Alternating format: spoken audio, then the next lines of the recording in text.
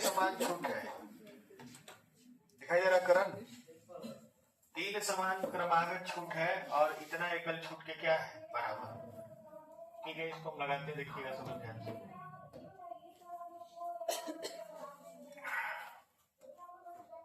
तो लगाए हैं इसको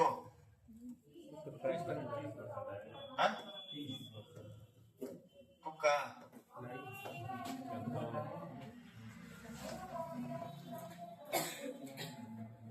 हो गया क्या?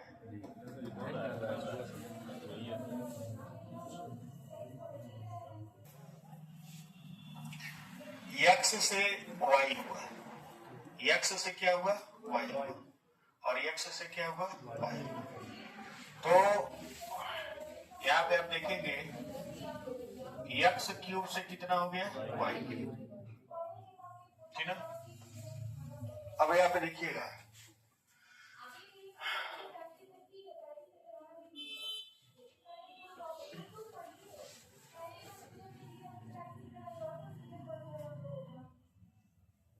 अगर मान लीजिए पहले 100 था, अभी इतना छूट हो जाएगा तो बचेगा 21.6। कितने लोग इस चीज को समझ पा रहे हैं? 100 में से 78.4 क्या किए हटा गया। तो इसको हम बना लेंगे 1000 से बना लेंगे, 10 हटा देंगे, 1000 से कितना हो जाएगा 200, यानी यक्स क्यूब संबंधे वाई क्यूब बराबर हो जाएगा 1000 संबंधे 216। यक्स क्यूब संबंधे वाई क्यूब जो हो जाएगा वो 10 का क्यूब संबंधे 6 का क्यूब होगा कि नहीं होगा। 10 का क्यूब 1000 होता है, 6 का क्यूब 216। अब यहां से अगर हम करेंगे यक्स संबंधे वाई तो हो जाएगा 10 संबंधे 6। कितना छूट हुआ है 4 का, कितने पर 10 तो छूट कितना हो जाएगा 40। इसको हम बोल रहे थे 40%, प्रत्येक छूट 40%। 50% के एकल छूट तथा 40% और 10% के बराबर समतुल्य छूट के बीच अंतर क्या होगा यदि छूट 3000 रुपए के अंकित मूल्य की खरीदारी पर दी जा रही हो। बताइए, यहाँ 2 कंडीशन है। बोर्ड में देखिए, सब लोग लिखाना लगाना बंद करिए, सवाल लगाने लायक नहीं है। समझ में लगा रहे हैं तो बेवकूफी है, बिना लगाए लग जाएगा ये। 50% का छूट है, ठीक, 50% का छूट है, लेकिन इसके जगह 40% और 10% का समतुल्य छूट दिया गया। मतलब बात नहीं, पीछे कौन बतिया रहा है? चलिए ध्यान दीजिए आप सब लोग।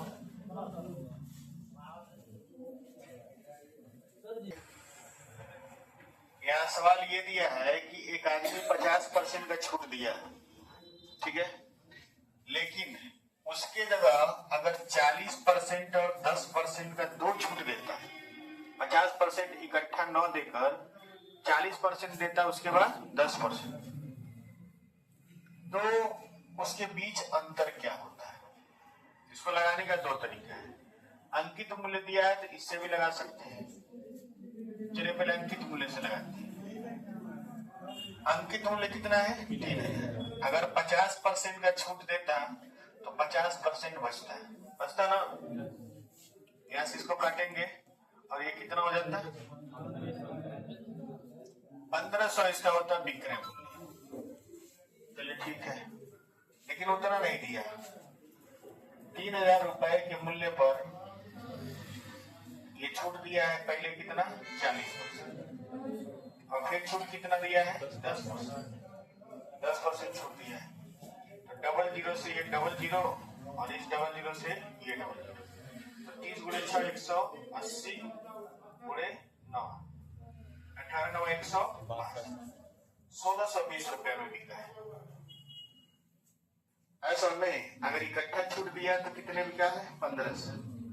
अगर 2 बार अलग अलग छूट दिया तो कितने बिका है 1600। तो बताइए विक्रय मूल्य ए भी है और विक्रय मूल्य ए भी है, तो अंतर कितना है? अंतर है 120। तो कितना अंतर आ रहा है? 120। पहला तरीका ये उतारिए, इसको दूसरा आसान तरीका बता रहे हैं।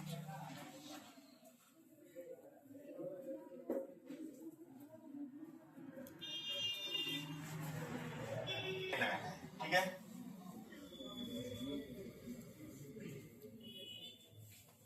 देखिए एक जगह छूट कितना है? 50%, और एक जगह कितना है? 40 प्लस 10 माइनस 40 गुणे 10/100। ठीक है, 50 माइनस कितना है? 4, कितना हो गया? 6। एक जगह छूट मिल रहा है 50%, एक जगह छूट मिल रहा है 6, तो अंतर कितना आया? 4। अंतर आया कितना? 4%। 3000 का 4% निकालिए, 4/100 कितना आ जाएगा? 120 रुपए का अंतर आ जाएगा। अब इससे भी आसान बता रहे हैं, इतना नहीं लगाना है, पहले उतार लीजिए तब बता रहे हैं। उतार लीजिए तब और बता रहे हैं आपको करना क्या है। इस तरह के प्रश्न कुछ नहीं करना है आपको, इतना बड़ा कुछ लगाने की जरूरत नहीं है। देखिए ये 50% है ना, ठीक है, कुछ ये भी नहीं लिखना। ये जो अलग अलग तोड़ा है इसी को लिखिए 40 गुणे 10/100। कितना अंतर आएगा? 4% का अंतर आएगा। 3000 का 4/100 कितना आएगा? 120। बस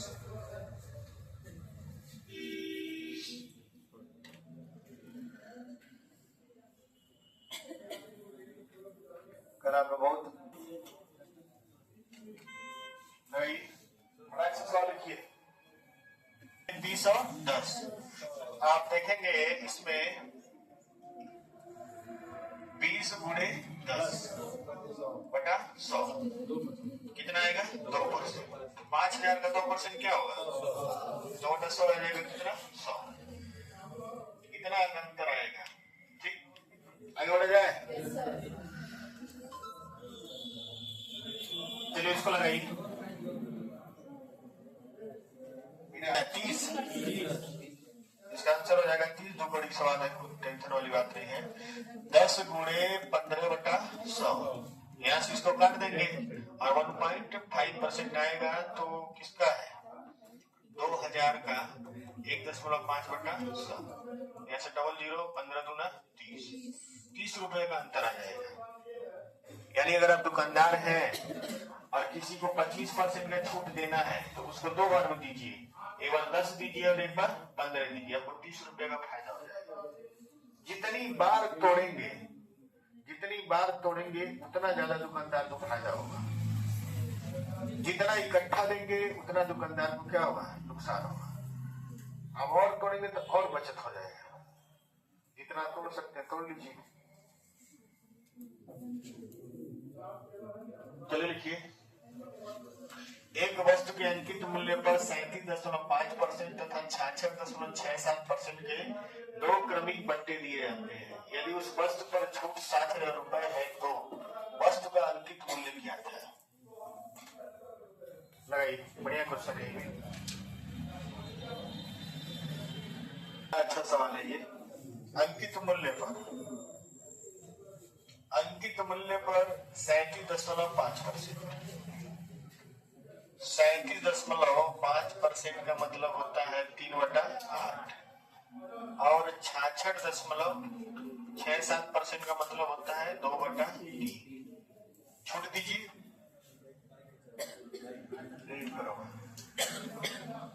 तो 8 में हम 3 का छूट करेंगे कितना होगा? 5, और 3 में 2 छूट करेंगे कितना होगा? 1। यानी ये 24 हो गया और ये क्या हो गया? 5। ठीक है, ठीक है। छूट कितना मिला है? 19। छूट को आप जानते क्या करिए?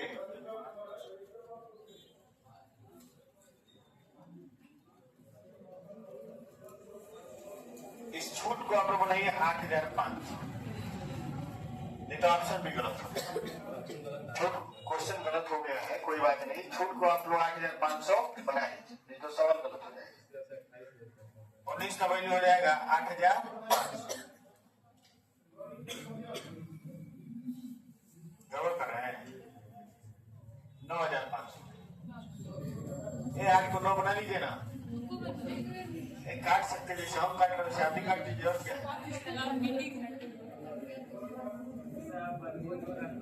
बात नहीं, थोड़ा कैलकुलेशन में गड़बड़ी हो जाता है, ठीक है। 19 का वैल्यू 9,500 है, तो 1 का वैल्यू कितना हो जाएगा 500। तो आपसे पूछा, देखिए ये आपका अंकित मूल्य है और यहाँ पे क्या है विक्रय मूल्य, ठीक है। यानी ये जो 24 आया है, ये 24 आपका क्या है अंकित मूल्य है, और ये 5 जो आया वो क्या है विक्रय मूल्य, और ये जो 19 आया है क्या है छूट। इसी 19 यानी छूट का वैल्यू दिया है 9500, 1 का वैल्यू 500। तो आपसे पूछा अंकित मूल्य, 24 का वैल्यू कितना होगा 12,000, ये हो जाएगा आपका अंकित मूल्य।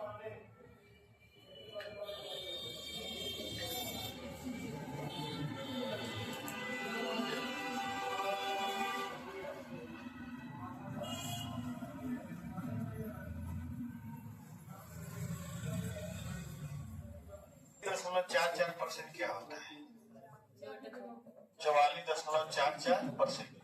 11 का पहाड़ा कितनी बार है 4, 11 का पहाड़ा तो नीचे 9 ऊपर 4, और 36.36%। 9 का पहाड़ा है इसलिए नीचे 11, कितनी बार 4। 2 क्रमिक बट्टे दिए गए हैं, 9 से कितना हो गया 5, और 11 से कितना हो गया 7, 64 से कितना हो गया 99 से कितना हो गया, कितना का डिफरेंस आया, छूट कितना है, छूट बराबर आया है 64। इस 64 का वैल्यू कितना दिया है 64, 1 का वैल्यू कितना होगा 100। आपसे क्या पूछा है अंतिम विक्रय मूल्य कौन है 35, तो 35 का वैल्यू क्या आ जाएगा 35।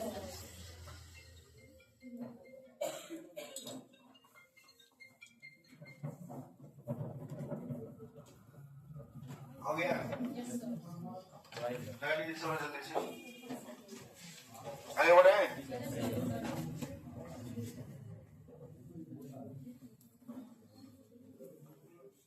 एक वस्तु के अंकित मूल्य पर 18% तथा 27% के 2 क्रमिक पट्टे दिए जाते हैं।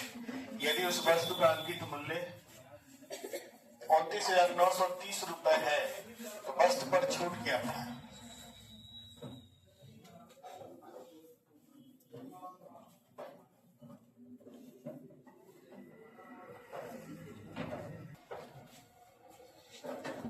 18% का मतलब होता है 9/50। 18% बराबर 9/50। 50 से कितना हो गया 41, और 27% का मतलब होता है 27/100। तो 100 से कितना हो गया 73। यहाँ आपका हो गया कितना 5,000, यहाँ आपका हो गया 2,993। गुणा करके देख लीजिए। पूछा है कि अंतिम विक्रय मूल्य कितना है। अंतिम विक्रय मूल्य कौन है, देखिए ये अंकित मूल्य है और ये विक्रय मूल्य है, तो छूट कितना होगा 2,007। 2,900 29 93 का वैल्यू दिया है 2,900, चल गया ना। तो 1 का वैल्यू कितना है 10, तो हमारा छूट कितना होगा 2,007 का वैल्यू हो जाएगा कितना है 20,070।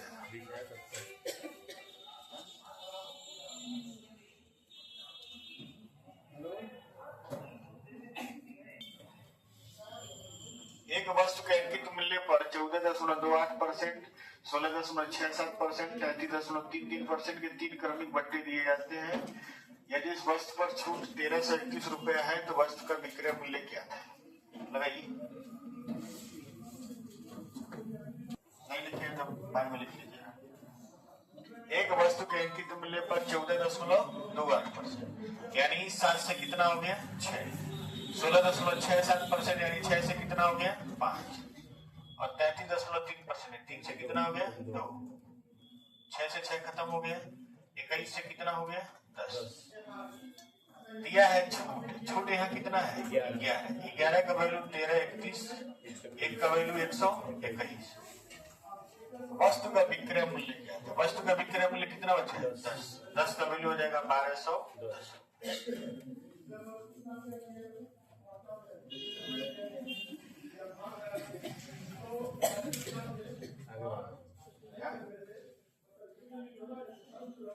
खत्म करेंगे इस चीज को, हो रहा है ना, इस चीज को खत्म करेंगे, भले हमको हिंदी ना पढ़ाना पड़े, कोई दिक्कत नहीं।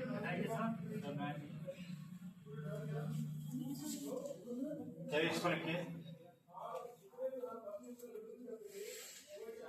ये सवाल लिखिए आप लोग, बोलते राइटिंग बनाना वो जरूरी है क्या? ये शुरू वाला ही है, 1500 आ गया ना, लगाना पड़ेगा इसको। चलिए अगला क्वेश्चन देखिए, कुछ हुआ था क्या इसको?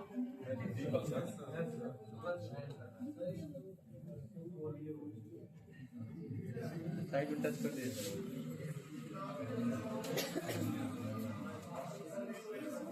चलिए बात नहीं, बैठिए, अभी सब पढ़ा रहे हैं। निम्न में से कौन सा बट्टा श्रेणी सबसे अधिक है?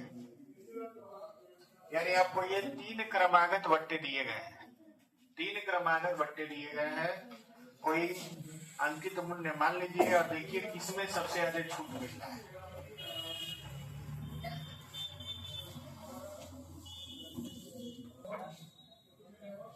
चलो देखिए, होता क्या है कि एक ही आंकड़े तीनों में, एक ही आंकड़े किसमें है तीनों, तो इधर उधर रखने से बट्टा श्रेणी में कोई प्रभाव नहीं पड़ता। कैसे नहीं पड़ता है देखिए, मानिए 100 है तो 10% छूट किए, 15% छूट किए और 20% छूट किए। अब ये गुणे के रूप में लिखा हुआ है, इसको इधर उधर कर दें, यानी 100 को हम ऐसे कर दें, 80 को पहले लिख दें और 85 को यहाँ लिख दें और 90 को यहाँ लिख दें, तो कोई अंतर आएगा? कोई अंतर नहीं आएगा। गुणे में क्रम को इधर उधर कर देने पर क्रम विनिमय नियम गुणे के लिए लागू होता है, गुणे में क्रम को इधर उधर करने का कोई प्रभाव नहीं पड़ता। तो इसमें क्या लिखना है कि बट्टा श्रेणी का क्रम बदलने पर उसके मान पर कोई प्रभाव नहीं पड़ता।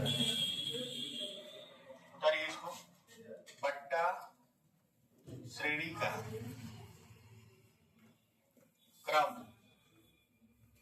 बदल देने पर उसके मान में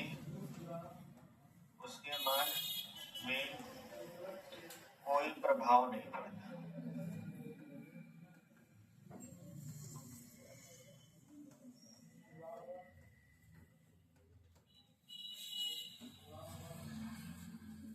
यानी आंकड़े वही रहेंगे, उसका क्रम क्या होगा बदल जाएगा, तो कोई प्रभाव नहीं पड़ेगा, सभी लोग आपस में क्या है समान।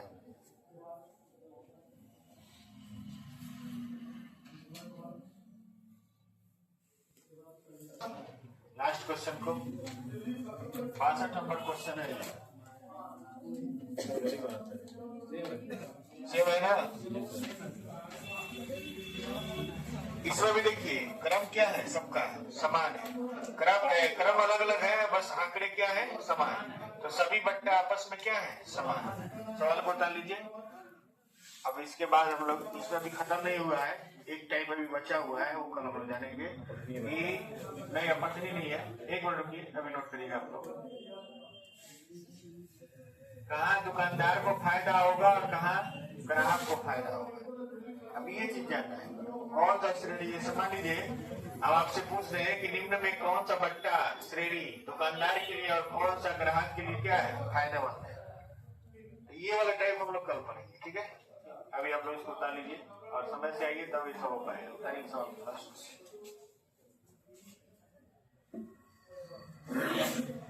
Thank you.